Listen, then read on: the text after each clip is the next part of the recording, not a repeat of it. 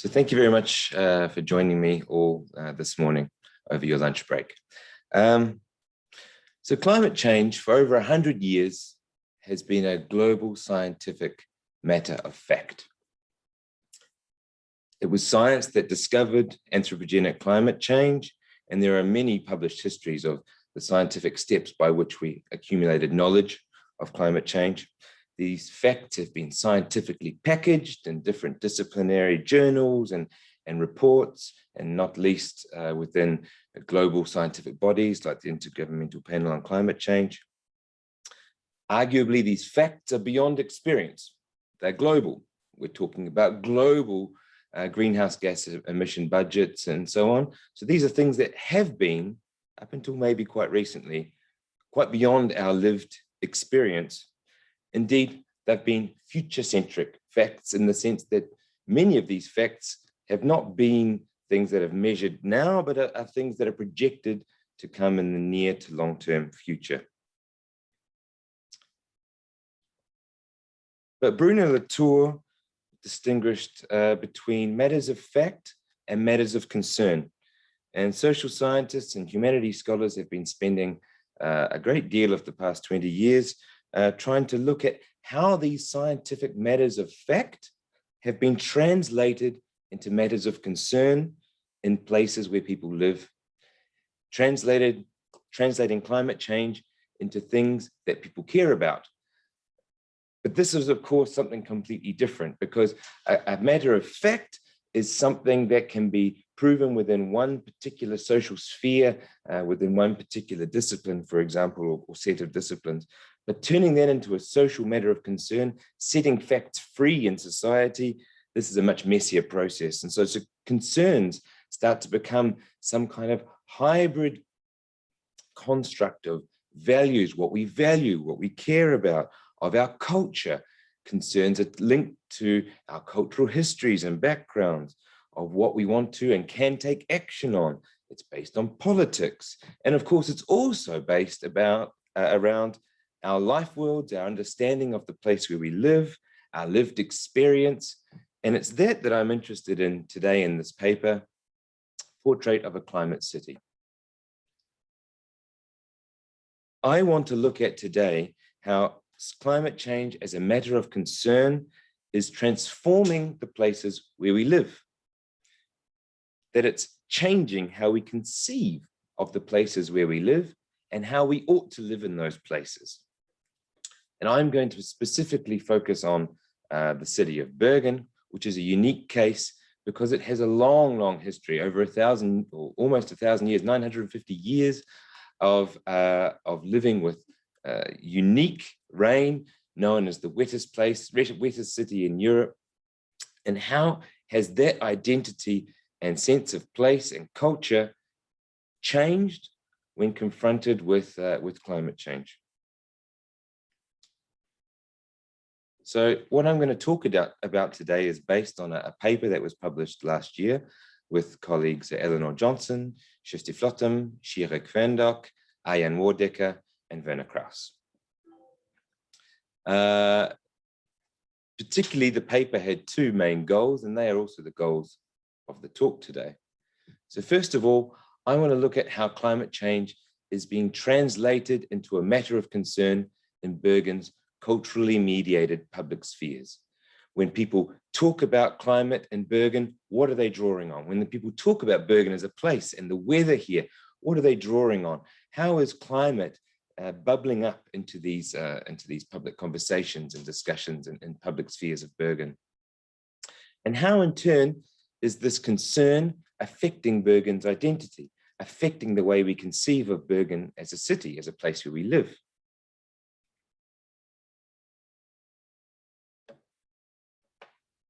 And the paper had two points of departure.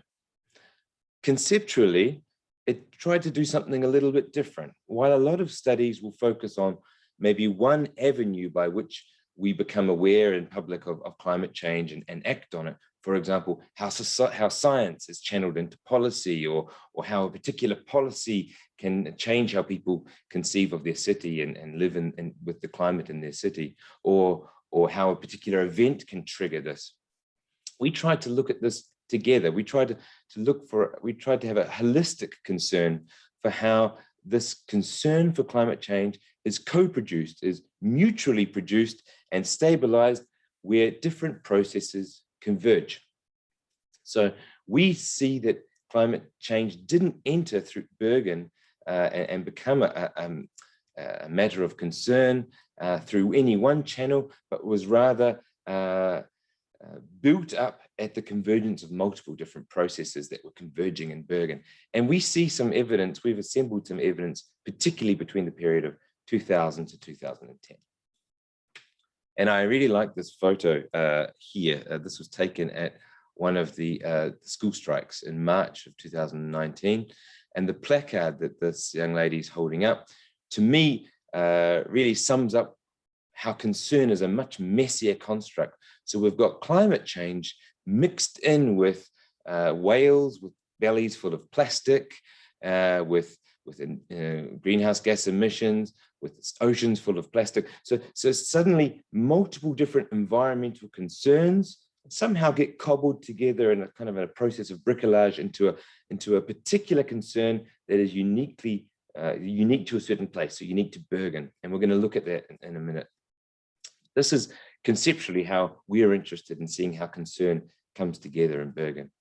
And methodologically, we used a number of different methods in perhaps a relatively shallow approach to ethnography. We based it on desktop studies of written things, for example, newspaper articles or things previously written around climate change and studies done in Bergen, books and photo anthologies. We undertook a lot of observation, for example, at the student strikes, and also of different symbols that we saw around the city of climate and weather. We undertook a number of almost 20 narrative interviews based on trying to elicit people's stories of living in Bergen and what it is to live in Bergen and how they relate to weather and to climate. And we ran a workshop where we brought together people to look at future scenarios of Bergen. And again, this evoked ideas of identity and culture. And these were some of the aspects we were really interested in. So where to start? Well, I'll start where the paper started, which was saying that cultural context matters, that when we translate these matters of fact into matters of concern in particular places where we live, that these contexts are not empty. It's not as though the science comes in and supersedes whatever was there before and people suddenly understand climate anew. No, these contexts are full of long histories of living with climate and weather, and a rich cultural tradition of place, living in place. So what we did in the paper is we started first by looking at Bergen as a rather unique cultural context. As I said, it's unique in the sense that it's often talked about as the rainiest city in Europe, and we can see historic accounts way back to Ludwig Holberg and before, which show that weather and climate have always been, or have long been, over hundreds of years, a facet of living in Bergen, in the valley of 7 mountains that forms this kind of nest or cradle and catches all of the westerly weather that comes in off the Northern Sea. So we looked at, we see this culture of living with weather in Bergen. Bergen is a city of weather, reflected in a number of different facets. Like I've said, historically, we see it in accounts by Ludwig Holberg when he's talking about the city. And we see it, for example, in J.C. Dowell's painting from 1834, Bergen's Harbour, where you can see it's also paradigmatic of the style of painting, but where the sky and the clouds captured among the mountains features really largely in how he's portraying Bergen. We also see it in the public identity or values or symbolism of the city. And we can see that in publications from the city of Bergen, from the Bergen Kommune. For example, this pamphlet here, The City is Bergen, where they talk about, and Bergenses, people of Bergen, living with the weather, being resilient to the weather, out in all weather, enjoying nature, and that the nature of Bergen is particularly vibrant because of this, the rapid seasonal changes, the lovely and very quick shift to spring that we're going through now. The greening of the hills, which to me seems to have occurred within about the last 72 hours. But also as a commercial symbol, actually. So you've got the local brewery, the Hansa Brewery, with the slogan "Brewed in the Rain," and of course you have as a cultural symbols as well. So you have the Bergen Philharmonic Orchestra, and they pose for their photo all holding umbrellas. So again, rain and weather as a symbol of living in Bergen. Culture also comes through narratives, and we can see that weather often forms the setting for narratives. When you read, for example, biographies of people who live in Bergen, grew up in Bergen, or autobiographies, then often the weather, the seasons, the particular seasons of Bergen will feature as a backdrop to these stories, or even as a complication in the stories. Going on scout camp and it being rained off because everyone by torrential rain. So weather and seasons feature highly in the narratives that constitute Bergen as a place, that make up this sense of Bergen as a place. Weather also invokes or imparts temporality and social rhythms to life in Bergen. So like I said, we've talked about seasons as a backdrop to activity here, and we can see activity, the tempo of activity, speed up in certain seasons. Around spring, for example, when under normal conditions we would have this would be a really highly cultural season with many festivals and things to do outdoors with your family. Coming around to November, when you talk to people about what's November, what's autumn, it's being indoors, it's being cozy, it's watching movies. So the tempo, where people spend place, who they spend time, where people spend time, the places where they are, the spaces where they are, who they're spending time with, social configurations, the tempo of life, this is all related to weather and climate. The material objects is another expression of culture.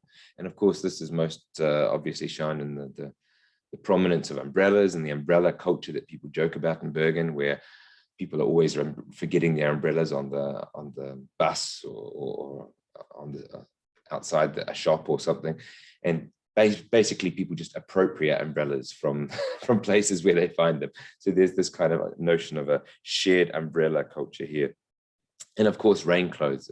In the slide, there's a well-known and old shop selling rain clothing, and there's a number of shops, another number of brands that base themselves on the fact that they're situated in a wet city.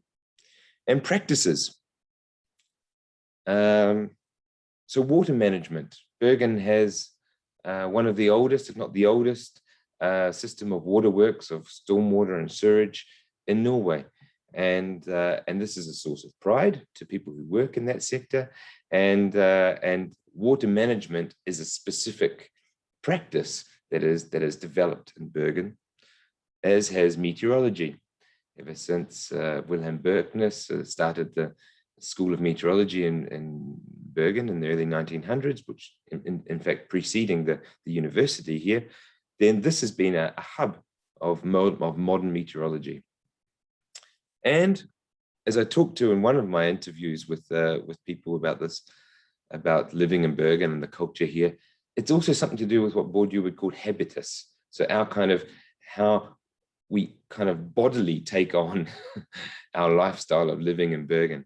And we know that as we come into winter here, we've got a lot of rain on the ground and it freezes, and suddenly we have ice everywhere. And we have Bergen people who will talk about being able to, even though they're wearing normal shoes, being able to navigate walking over these really icy surfaces, and seeing people who have traveled to Bergen recently who are sliding everywhere and having to hold on to things. So we somehow even embody this culture. We take on physical habits of living in Bergen. But it's also a complicated relationship, I would say, because even though Bergen embraces its rain city, weather city identity and place, you'll have a lot of people, Bergen residents you'll talk to, will say, yeah, but rain isn't the first thing I'd like to emphasize about the city as the place where I live. I think there's a lot more to offer than rain. And sometimes Bergen people feel the butt of Norwegian jokes about living in a wet city. So it's a complicated relationship.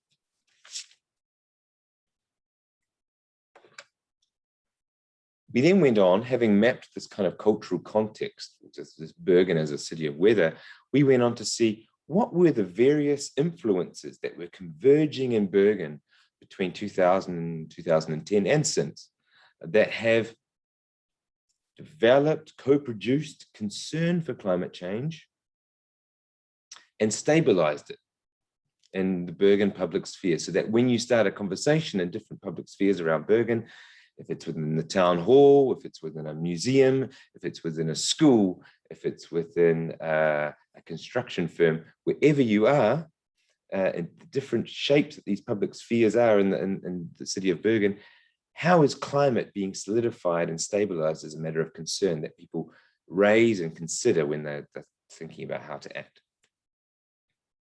And we saw a number of different, in the paper, we tease out 7 different processes that we see converging in that period. So one is, we could talk about environmental events.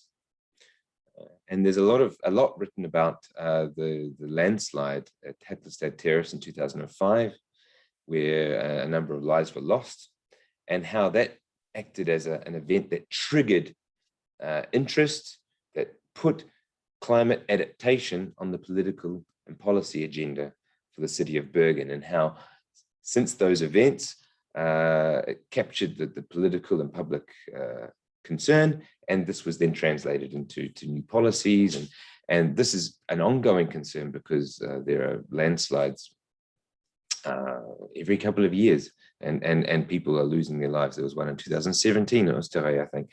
So this is not something that happened in 2005 and since forgotten. This is an ongoing concern, and there's a lot of work being done to mitigate this.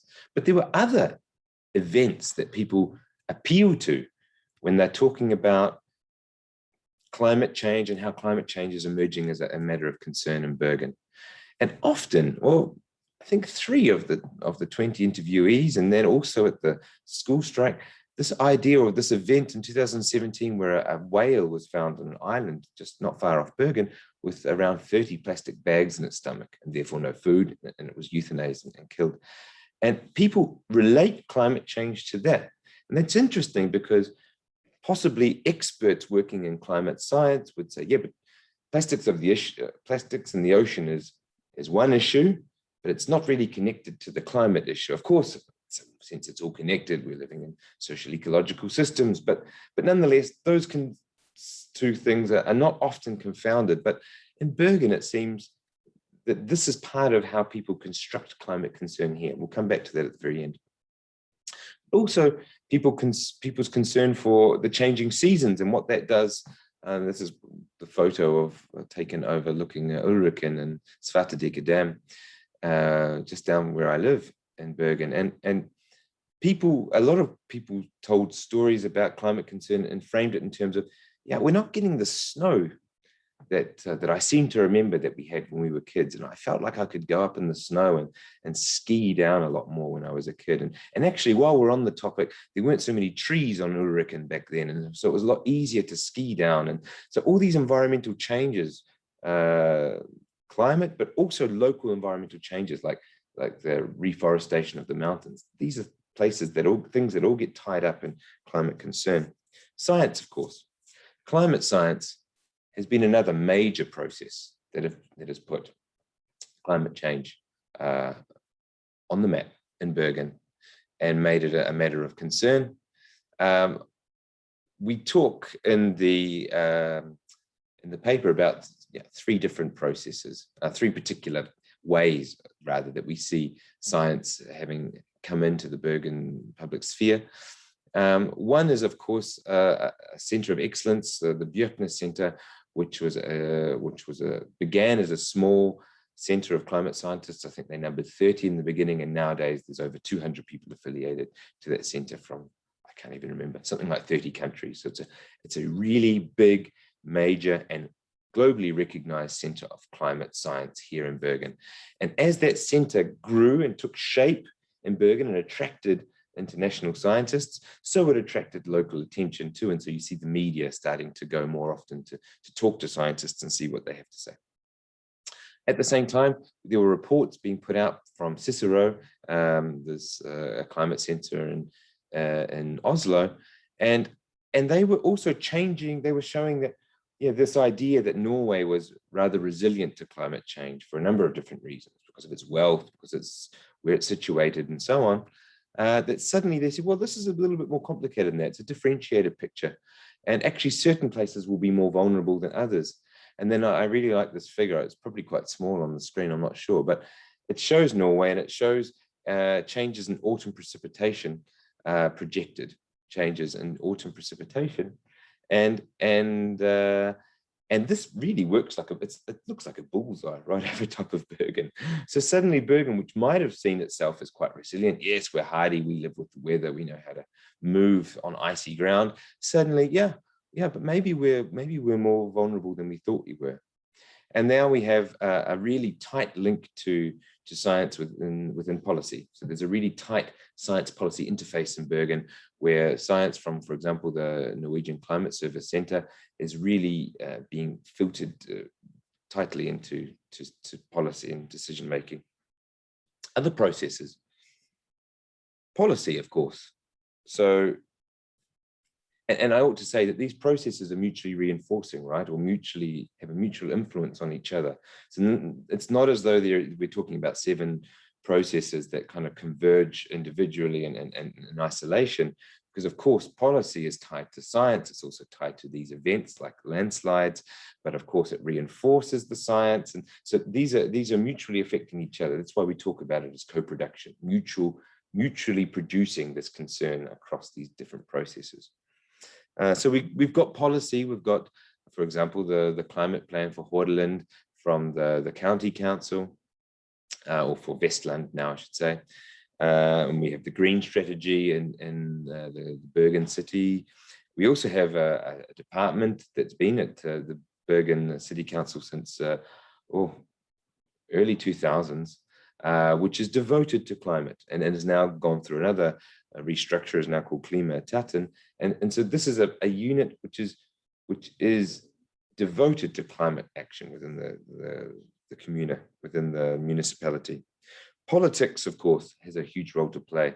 And we in the paper saw an important role of a political leader that was prominent between 2003 and 2013, and how they came in and ran on promises of light rail and climate action, and those and slogans like help us change the world from Bergen. So suddenly Bergen was not its own particular city. It was opening up globally and becoming a player in climate politics. Through media, of course, and like I said, the local newspaper, for example, Bergens Tidende, has been latching on to and dealing with climate topics even more as science becomes prominent in the city. And of course, the scientific projections of even more rain in an already rainy city captures the public imagination. And there was a really nice study done by Ms. Hoskin on this in 2007, which was a real inspiration for us on this and provided a really nice background. Social media also ties into that, because quite apart from the formal media outlets, social media groups that have been forming around climate, for example, we can see again a photo here of one of the teenagers at the school strikes. You know, these events become prominent on social media, and there's flyers up all over the place, and you get I mean, one thing that we found interesting around the school strikes, for example, was that if you look at strikes or manifestations or from 20, 30 years ago in Bergen, then of course all the placards are written in Norwegian. But in the school strikes in 2019, what we saw was that there are a lot of placards written in English with kind of well-known international slogans. There's no planet B and things like this. So these were Norwegian young people, but drawing on suddenly global themes and global messages from social media, for example. And then you have these really nice, well, I find them really interesting, dynamics between groups online. And for example, the group established People Against Climate Hysteria, and then a counter group established online and social media, which was People Against Climate Hysteria. And so you start to get these different configurations of social media groups and activism. And then activism was another process that we found interesting here. And we saw a whole raft of climate specific activist groups, action groups develop. For example, Besteforeldrene Climate Action, so grandparents for climate action, Sustainable Lives in 2000. Grandparents for Climate Action was in 2006, developed near Bergen. Sustainable Lives developed in 2008. Climate Equals Health is a student organization, for example, in 2009. And the Klimastiftelse, which is a private organization which helps businesses keep a carbon budget, in 2010. And then lastly, there's a ticket here, this green ticket from the Bergen International Film Festival, which has a climate festival attached to that every year. And we saw a number of different cultural events around Bergen where climate featured highly, for example, at the Literature House and so on. So climate is also part of the music that we listen to, the Philharmonic Orchestra, the writers, the art that's happening, the films. So these processes all come together to consolidate this concern. This is my last slide. And this is where I bring it back to say, okay, so we see how this concern for climate has been coming together via all these different processes. And what has that done to Bergen? And we claimed that it's actually changed, it's shifted Bergen's identity from being one which is culturally aligned with weather, living with the weather, to being one which is quite culturally aligned to climate. Climate and climate change is a global sustainability issue. In one sense, it's changed how we conceive of place, how we conceive of Bergen as a place and the scale at which we're living. So rather than being a particular place nestled amongst the mountains next to the fjord, where the weather is particular to that place and the geography that we have here, suddenly Bergen's now conceived of as within part of a larger global system of circulation models. And that's what in the top right hand corner of the slide here, this is what this symbolizes, these global circulation models. And Bergen's rain is just the movement of weather as it passes over this place, and then the dry air hits Oslo, and then where does that go? So it's no longer about place, it's about global, being global and being globally connected administratively too. Bergen signing up to accords with other global cities globally against climate action or committing to climate action. It's changing temporalities. It's changing how people think about time in Bergen, because in one sense, at least, it's changed how we've thought about how we live with weather and climate in Bergen. So while we might have in the past related to weather and climate through past experience, yes, we've always lived with weather in Bergen. Yes, we're hardy people. Yes, we've developed this culture, this habitus even. Suddenly now we're getting our information on living by weather by looking forwards in time, by looking to climate models and projections of things that have not happened yet, and adjusting our practices and how we live with climate before it's come to pass. So the image here is of a primstav, so some of these old calendars and old seasonal rhythms and seasonalities that that people have lived by in Norway, and how those seasonalities are changing.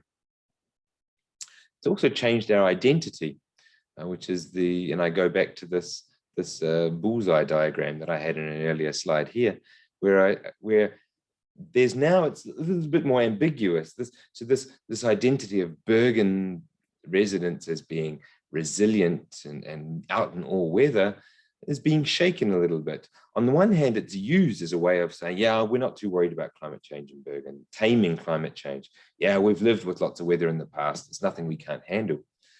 And on the other hand, we have these diagrams, these bullseye diagrams, these projections of even more rain in a rainy place, more water from the sea with sea level rise, more water from the sky with increased rain.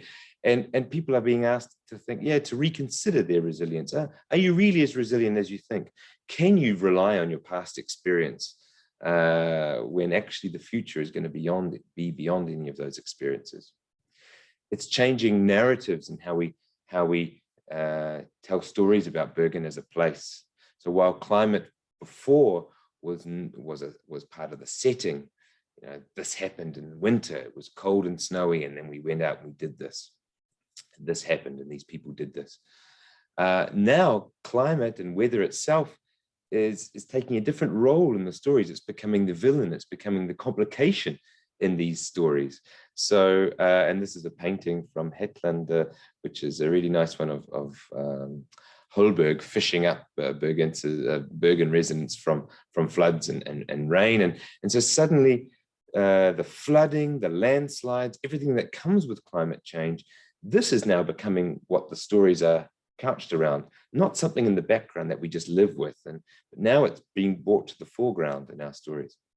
Science-based, our understanding of climate and weather is becoming more and more science-based, and that links to being global, it links to being forward in time, it links to how we conceive of resilience, and it's linked as well to how the city perceives of its role in preparing the city for or to live with climate today and in the future. And so all of the local government agencies here are really tightly tied up with groups of researchers. And so science is very tightly wound up within the policy of at the county level and at the local municipality level in Bergen. And these communities are part of, the municipality, for example, is part of larger research consortia or partnerships and European research projects. And finally, what I want to say here is something about domestication, because what I've said so far is that, okay, climate change has been building up as a matter of concern in Bergen by these different channels, and it's changing how we think of this place and space, how we think of ourselves in time, how we think of our identity, how we tell stories about this place, what we rely on as information. And so it kind of seems like climate has just displaced culture in Bergen. But of course, that's not the case. And we went out of our way to say that in the paper, that climate, in being translated into a matter of concern in Bergen, the climate science has itself been, again, we see this kind of these hybrid representations of climate that are unique and specific to Bergen. So, like I say, linking climate, whales with plastic in their stomachs, linking our identity of resilience to climate change. So you see some very, it's not as though the science comes in and just displaces the previous culture. It interacts with it, and you get some really unique ideas of what climate change means for Bergen. So with that, I just want to thank you very much for your attention.